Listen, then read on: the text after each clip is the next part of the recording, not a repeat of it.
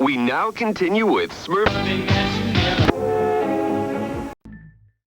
I am coming here because I have nowhere else to go, and I can't keep this to myself because it is eating me up inside. If I am honest, I think my time with the NYPD as a detective is pretty much up, not that I really have a choice in that anymore, because something absolutely rotten stinks and our department is corrupt from the ground up. It's likely that none of my superiors will see this post on this website. I mean, who even goes here anymore?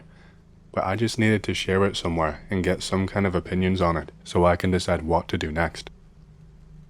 I have worked as a detective with the NYPD for close to around 10 years now, and I'd like to think I'm pretty well respected among my colleagues.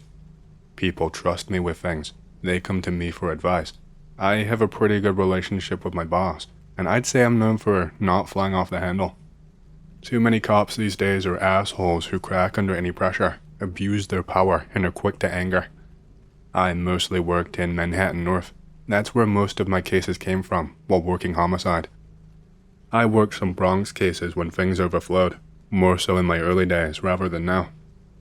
I've seen my fair share of horrific cases, and these cases leave a lasting scar on you. This is only made 10 times worse when the case gets shut down. You lose any kind of trail and are forced to leave it unresolved. Telling the family that there is nothing else that you can do is the worst part. I remember this one case. We found a body of a young girl stuffed in a closet in Midtown. Just this random office, still used daily. How people did not notice a smell or anything for days on end truly baffles me, especially since that office gets pretty stuffy. She just stayed in there for days until this leak started dripping into the lobby below, and then the janitor found the body. She had no ID on her, no nothing to identify her, and her face was beaten in pretty badly. Whoever it was who did this had attempted to burn off her fingerprints with what looked to be a lighter. This obviously did not work, and we were still able to pull partials. Cause of death was asphyxiation, but we never caught the bastard. Security footage was scrubbed in that office in a 90-minute window. We eventually found her parents, and telling her mother what happened, man, it broke my heart. The case got transferred higher up. The old boss wanted to rule it as a suicide initially, or downgrade it to accidental or undetermined, but that is because he was a lazy bastard looking to close things out quickly. That was not an option anymore when another girl turned up the same way across town a couple weeks later with the same MO. After that time, I told myself never again, but I never quit. I told myself I had to keep going. I convinced myself I needed to just work harder to keep the street safer, and so no other girls would end up like her. This most recent case is the straw that broke the camel's back, and I don't know if you will even believe it. Honestly, I think if another officer came to me and told me this, I don't think I would believe him either. So, a body shows up one late night in January, and it was one of the most confusing things I'd ever seen. They brought him in off Delancey. It was the EMS who got to him first after a call had been put in. Nearby patrol showed up about 10 minutes later, and it wasn't long before I was on the scene with my partner. He came stumbling over from near Williamsburg Bridge in the middle of the night, walking like a zombie. This guy was male and probably in his mid-30s.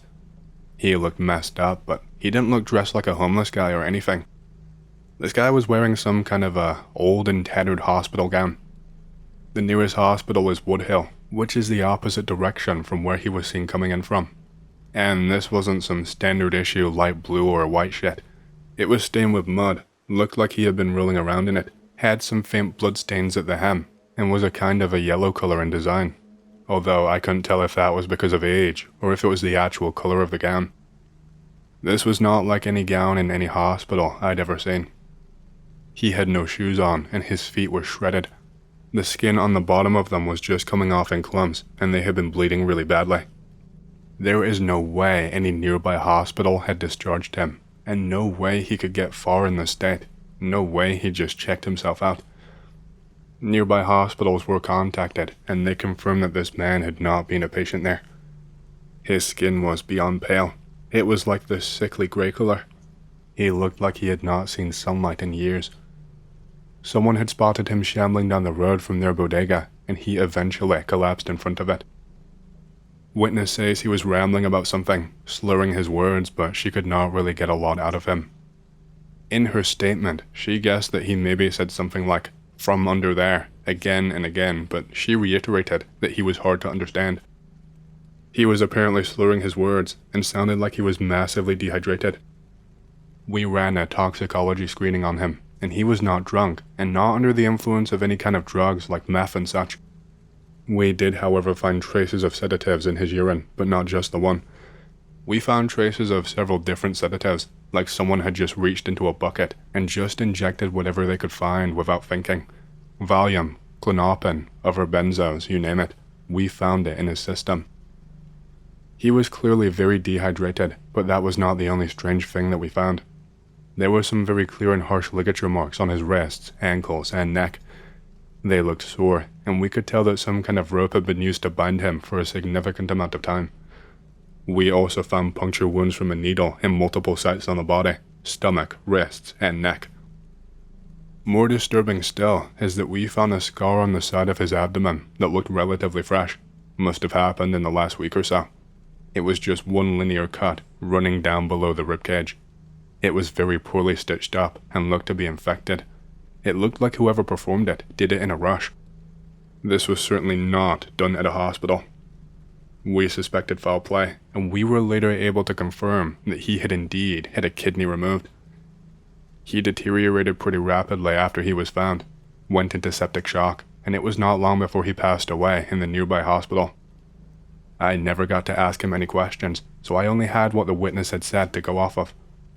The witness agreed to come down to the station to give a more in-depth report, but it was mostly just her repeating herself. She flip-flopped a little on what she thought she heard though.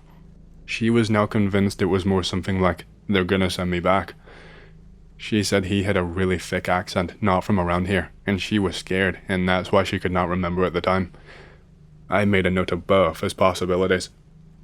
We tried to ID him, but we could not find a record of him anywhere.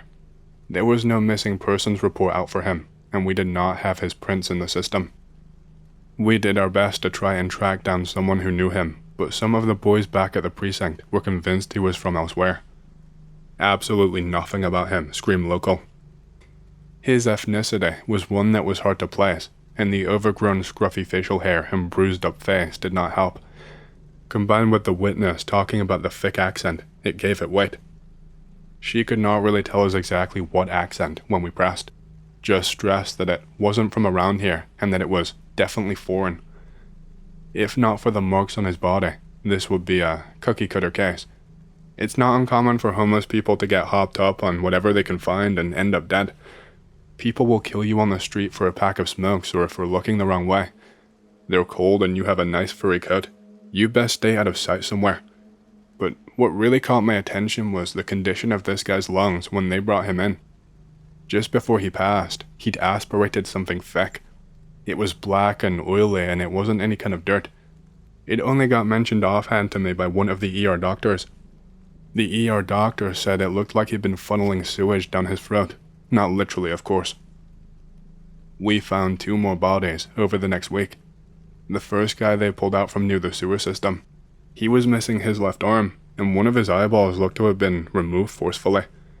He was hysterical when we tried to talk to him, telling us he had to climb up so far that he thought he would never get out of that place. We got a lot more out of this guy, for a while at least. He ended up telling us that he had been in the sewers. He said some gang of 4 or so men had taken him off of the streets and taken him down there. He said he had been there almost a month. He was a weird one. He would be able to talk to us for a little while, but then he would just have these outbursts, crying and kicking and screaming, and would just become unintelligible. He had to be sedated on more than one occasion, which really slowed down progress. When I tried to talk to him again the next day, the hospital told me he had been moved at city request. What does that mean? Heck if I know. To me, officially, it means nothing. But I guess the idea was to shut down questions pretty quickly. I was told it was at city request, and then when I pressed, I was told that he was not safe, that he was becoming violent, and that the staff here were not trained for it. And when I pressed again, the nurse got really, I don't know, not scared, but she was very clearly upset.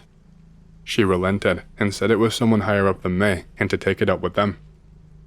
His clothes disappeared too, including the gown, which I remember very clearly because it annoyed the hell out of me. Chain of custody is a thing until someone higher up decides it's not. I started asking around anyway, but there was no report filed on who authorized the transfer, and the EMS logs were suddenly incomplete. The body camera from the patrol officers cut out for about 6 minutes during transport. That kind of thing usually has a dumb explanation, but when you start stacking them together, it stops feeling dumb and starts feeling intentional. I asked my lieutenant if I could keep digging, and he told me to let it go. Said we had 3 real murders on the board and no time for sewer people and ghosts. I asked if it was him who initiated the transfer, and he told me to drop it. When I pressed, he told me that we'd gotten everything we needed out of him. The next body was found around a week after the first guy in the East River by the Williamsburg Bridge. He was male and had a similar build to the first guy. He had the same ligature scarring and that same weird residue in his lungs, but for some reason, the ME ruled it as an accidental trauma with no foul play. I went ballistic. This was obviously a connected string of deaths, but I was made to feel like I was crazy. I was told that they could not conclusively prove homicide due to the degradation of the tissue and the water damage. His body had obviously spent quite some time in the river. His fingers were worn down at the tips, like he'd been scraping them against concrete for a long time. Underneath his nails was the same black-gray grime that did not quite wash off. I took personal photos I was not supposed to take, and later compared them to the hospital intake images from the first guy that I quietly copied before those disappeared too. All the details seemed to add up. That should have been the end of it. Case downgraded, paperwork filed, body buried in a potter's field. But I could not stop thinking about what the witness told me about sending him back down, if that's what he really said. About that second guy, moved for no reason when he obviously had more to tell me. I started looking into this a little bit deeper, using what he told me at face value as a working theory. Say there is some shady shit going on in a tunnel, be it sewers or whatever. I started pulling up old maps, the kind that show infrastructure nobody thinks about anymore. I'm talking steam tunnels, utility corridors, abandoned subway spurs, civil defense shelters that never got finished. New York is layered on itself in ways that most people don't realize. There is a lot of shit under there that does not get used anymore and is not really maintained anymore. There are places down there that have not seen daylight since the 1940s, places that were sealed because it was way cheaper than dismantling them. I started noticing a few patterns once I looked. Not so many that I could do some serious damage, but just enough here and there over the years. I'm talking spread over many years. I'm talking missing persons cases that never went anywhere, even with the families begging for more to be done, hounding the cops every single day. Bodies that surfaced in the water with no clear entry point, and their cause of death clearly obfuscated. Even found one report about a guy found wandering who could not explain where they'd been for months. It was all filed under different categories and spread across precincts. I tried taking it to my lieutenant one more time, once I had some clear links and a working theory to pitch him. I made sure I had something concrete to work with, and I even put my neck on the line, showing him the pictures I had taken, which I was not supposed to do. He just freaked out once I had done talking. When I was talking, I swear I had never seen someone so calm in my life, but not like he was taking it all in. I think he was just holding himself back before laying into me. He told me that I had clearly lost my mind by violating procedure. He told me that not only was this not a homicide issue, but that the case had been transferred to a different department, and of course, this asshole would not tell me which or why. He said that I needed to take some time off, that stress was clearly getting to me and clouding my judgment, and that he could not have a loose cannon. He told me I was a danger to myself and to others. He sent me home that day and told me that I would have to submit to a psych evaluation. 2 entire months I sat on my ass, being paid to talk to shrinks who looked at me like an idiot. I was just biding my time now. I was talking to people around town, looking into the leads I still had.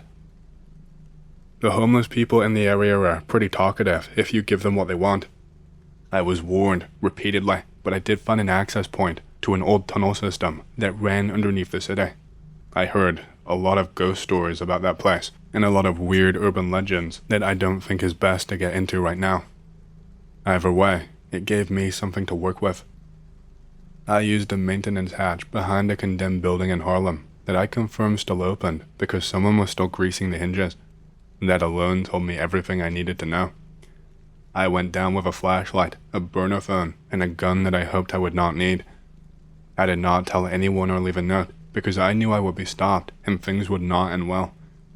It wasn't like some movie scene. These tunnels were actually clean, which, if you lived here, you would know sounds like BS. But it barely even smelled, and there wasn't a sign of rats anywhere. There were concrete walls that looked to have been either painted over or patched up recently. There was some old signage still in place that was still faintly visible but was old.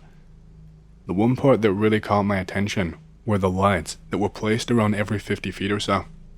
They were this sickly yellow that made your head hurt, but you can hear that distinct electrical hum coming from them. Someone had some serious power down here to run these.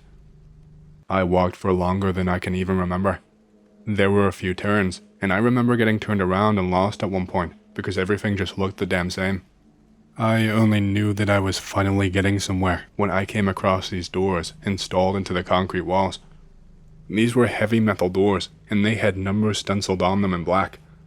A couple of them had those small peephole windows with reinforced glass. These windows were not frosted, so I caught a few glimpses inside but did not see too much at first. There was some paper on the floor in one of them. I think I saw a backpack and then an open locker, but it was empty and hanging open. All of the doors on that side were filled with similar mundane things. I checked the other side. The next one I checked was weirder. This room had restraints that were bolted to the floor and with drains in the corners. The floor looked to be wet with some kind of murky brown water or other liquid. There was another locker in this room too, still wide open, but stacked with clothes, sheets, those kinds of things. They all looked pristine. There were pairs of shoes too, stacked on top, all mismatched and different sizes. I heard voices at some point, and I nearly shat my pants and ducked around a corner, but they were not close. They were echoing from somewhere deeper up ahead. I could not make out what they were saying, but it was not anything out of place, just this deep voice muttering something, and then what sounded like a chuckle from another person. I did not head towards them. I was outnumbered by at least one person just from what I could hear, but who knows just how many other people could be down here. I was only here to figure things out, not to be some kind of a insane action hero. I scanned more rooms with most being similar, until I found one that had a man inside of it. He did not even see me at first. He was sat on the floor against the wall, and was looking down at the floor and cradling himself. He had his knees pulled up against his chest, and looked to be in some kind of hospital gown. It looked to have what I can only assume were vomit stains going by the aggressive smell. There looked to be dried blood stains on it too. When I tried to wiggle open the door, he recoiled in fear against the wall and started babbling and begging me not to take him. I had to shush him and get him to shut up, but he was just in a frenzy. He begged me to help. He told me that he would be taken next. No amount of trying to calm him helped, and I could not get him to clarify on anything that he said. I told him I was the police, that I was going to help him, but he kept crying and shouting and telling me I could not help. I tried to ask where a key might be for the door, but he told me I had to break it and help him. He started thrashing now, yanking his arms away, but he could not do anything with the restraints. Then he starts kicking this thing next to him. It looks like something rolled up in a sleeping bag. He is kicking it and saying, see, if you don't help me, they take me next. They got him wrong, and now he's here. They might get me wrong too. He kept kicking at the body, and I asked him to stop because it was so loud, but he kicked at it until I saw a body partially roll out of it. All I could make out was the face and the upper chest area, what was left anyway.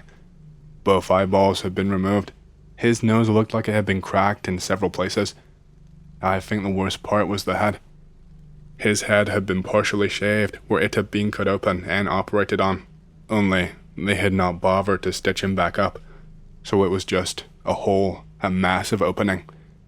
He had a mark on his neck from an injection site, and his lips were bruised, but they had turned this weird shade of green I had never seen before. The man who was talking to me still looked relatively healthy aside from some bruises and a black eye, but he would not cooperate. I could not get the door open and there was no way to force it.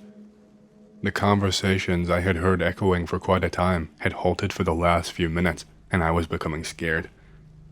My mind was running through all of the worst case scenarios all at once. It got to a point where this guy just started screaming non-stop.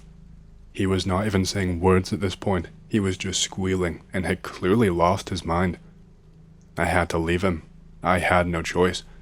There was nothing else I could do for him, and I would have gotten myself killed, and that would not be of any use to either of us. I had to be honest with him. I felt like that was the least that I owed him. I told him I planned to come back though. He had the strangest reaction that still gives me the chills to this day. He went from full-on sobbing, breaking down, begging, pleading, squealing, to just stone-cold silence and a blank look on his face once I told him this. It's like his emotions just reset back to neutral, and he did not say a word to me after that, even when I tried to reassure him. He just gave me this blank stare that he would not break until I was out of his line of sight. I came back out miles from where I went in because I got hopelessly lost. I ended up coming out through a service stairwell that emptied into a building lobby that looked abandoned. The door was padlocked and I had to use force to break it. I panicked at first, thinking I was stuck and had to go back and find a different way. Under no circumstances was I ever setting foot back down there. I never got chased or anything, and nobody tracked me down afterwards. There were CCTV cameras in that building. I could not tell if they were working or not, but it creeped me out all the same. I was faced with a choice: pretend like nothing happened and live with the guilt that I condemned a man to die, or report it to my boss and most likely lose my job and ruin my reputation. I knew I would not be able to live with myself. I was pulled off of active duty immediately. They had the perfect reasons already laid out. They told me that the stress had caused some kind of break in my mind, and that is kind of where I am up to now, puzzled as to what I saw, confused as to what to do next. Everyone thinks I'm some kind of Fruit Loop and will not take me seriously anymore. I still have no idea what I really saw down there. Does anyone who lives in New York know any stories about these tunnels? Hey, hope you've enjoyed the story so far. If you want to hear more, make sure to subscribe, like the video, and leave a comment because it lets YouTube know you like the content and helps more people to see these videos. My next big goal for the channel is 100,000 subscribers, and as a celebration, I will be doing a Q&A video once we hit that goal. Thank you, and back to the stories. This happened to me when I was 18 years old and I was hanging around with a couple of buddies. We went to St. Augustine on a whim. We had fun with fort and stuff. We leave St. Augustine at around 1 a.m. The GPS takes me on some backwoods journey. It's an 80-mile long road with 2 lanes. There are no streetlights or anything, nothing at all in sight. There are woods up to the road. Oh great, now there's fog. All I was thinking was, some deer is going to come running out into the middle of the road, and I am going to strike it and probably die. I am driving along just fine. My friend in the back passes out. Passenger seat friend and I are chilling and smoking. The road starts to have some hills, which is odd in Florida. These are some big-ass hills too. I am cruising along when I see headlights in the distance. I see them go down the hill. Then I see them go up the hill. And then now there are no lights at all. Maybe they turned off the road? I keep going and we see no roads that you can turn off to. I keep going and we still do not pass a car. Where the hell is that car? I am at the crest of another hill now. I see headlights in the distance. 10 minutes later and we still do not pass a car. Passenger Anon is just cracking up because what the hell? My friend in the back wakes up to a noise. I tell him about the cars and the lights. As we are going up a hill, this huge flash of light occurs. It is so bright, I have to shut my eyes and swerve all over the road. I feel my hands on the wheel, and I hear a, "Man, I can't see." The light just disappears instantly. My eyes opened back up and we were still on the road, just in the other lane. I immediately noticed the brake lights of a car in the rearview mirror. I asked my friends if it was just the car's brights that blinded us, but they said they had their eyes closed so they could not tell. Thing was, we were going up a hill. If another car was coming up on the opposite side of the hill with its brights on, the fog would have reflected some light at the top of the hill, making me aware of it. But that didn't happen. Paranormal or not, it was kinda spooky. I was around 11 years old when this one happened to me. I am traveling with my mom through the country, following the 40 route. We are getting close to our first destination, which is my mom's hometown. It's a 15,000 population small town, surrounded by large farms. We are still another 300 kilometers away. In less than 15 minutes, we are surrounded by a very, very thick fog. Being in the middle of the night, we cannot see further than 2 meters ahead of us, with luck. Nothing unusual so far, since we are in the season for such a thing to happen, and it does happen very often in this part of the country.